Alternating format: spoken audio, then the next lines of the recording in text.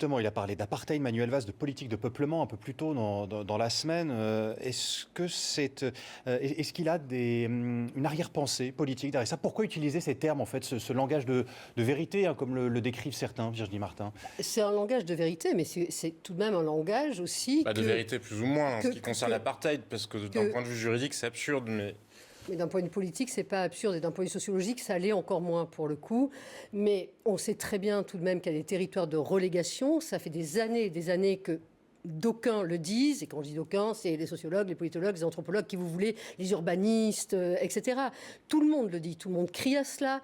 Rappelez-vous, il y avait eu même le mot, si je puis dire maladroit, de Samia Ghali qui disait « si on finit pas par faire venir l'armée dans les banlieues, notamment les quartiers nord de Marseille, ça va finir très mal ». C'était excessif, bien entendu, mais d'une certaine manière, même aussi certains politiques avaient pointé cette histoire. Et quand il y a relégation sociale, origine, culture, professionnelle, financière, oui, ça commence effectivement par être non pas une apartheid organisée par un État. ce qu'est le concept de l'apartheid, accessoirement. Bien entendu, mais n'empêche que de fait... C'est aussi la logique qu'il y a à vouloir s'interdire les statistiques ethniques quand on parle d'apartheid, parce que l'apartheid, par définition, ça porte sur l'origine ne vous inquiétez pas, des gens. Sur ce point, vous tombez très bien. Nous, dans le think tank Different, on a travaillé à une note, justement, exactement sur les statistiques ethniques, et on est tout à fait favorable à cela, parce qu'à un moment donné, on ne peut pas mesurer une réalité s'il n'y a pas ces statistiques ethniques. On n'y arrive pas. On n'y arrive pas. Alors, on va dans les UP en disant, c'est là qu'il y a le plus de concentration, etc. Mais on n'y arrive pas.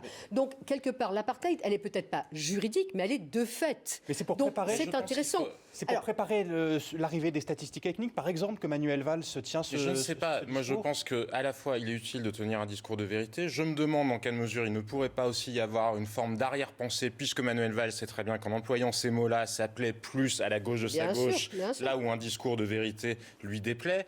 Après, moi, ce qui me déplaît, pour le coup, c'est que c'est très bien de savoir regarder qu'il y a des territoires où, effectivement, on a oublié les habitants d'un point de vue, en tout cas, de l'autorité de l'État ou de la présence de l'État. On les a certainement pas oubliés d'un point de vue financier, parce que ça, il faut quand même le rappeler.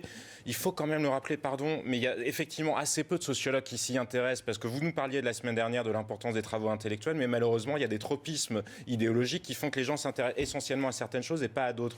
Si vous regardez, je voudrais aller au bout. Si vous regardez, par exemple, Outreau, vous vous souvenez du quartier d'Outreau? À Outreau, il y a malheureusement que des blancs. Et bien, il y a beaucoup moins d'argent qui a été investi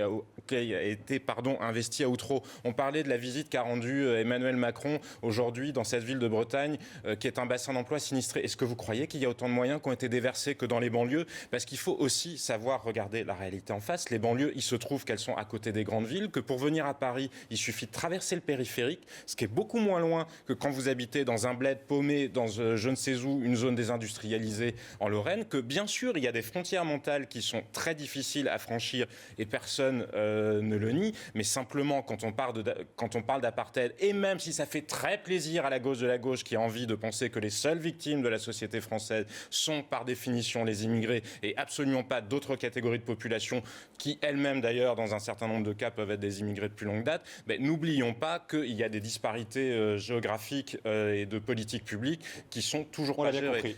Virginie. Donc, face à cette litanie sur la question des Blancs versus les immigrés, qui auraient beaucoup d'argent et les autres pas du tout, etc. Moi, c'est des catégories que je ne comprends pas. Je trouve une intellectuelle, mais d'une honnêteté intellectuelle remarquable. Je pourrais peut-être je pourrais en placer une. Merci. Non, vous savez quoi? Je crois que je vais vous laisser parler toute seule. Ça sera plus intéressant. Parce que ce ne sont pas des arguments, ce sont que des litanies. Vous nous expliquez qu'effectivement vous êtes un chercheur, vous nous dominez de votre splendeur intellectuelle. Eh bien, dominez-nous. Non, Jean-Sébastien, restez sur ce plateau. Jean-Sébastien. En tout cas, je domine par ma patience, vu ce que je viens d'entendre. Peut-être je peux répondre dans le vide, je ne sais pas quoi faire du coup.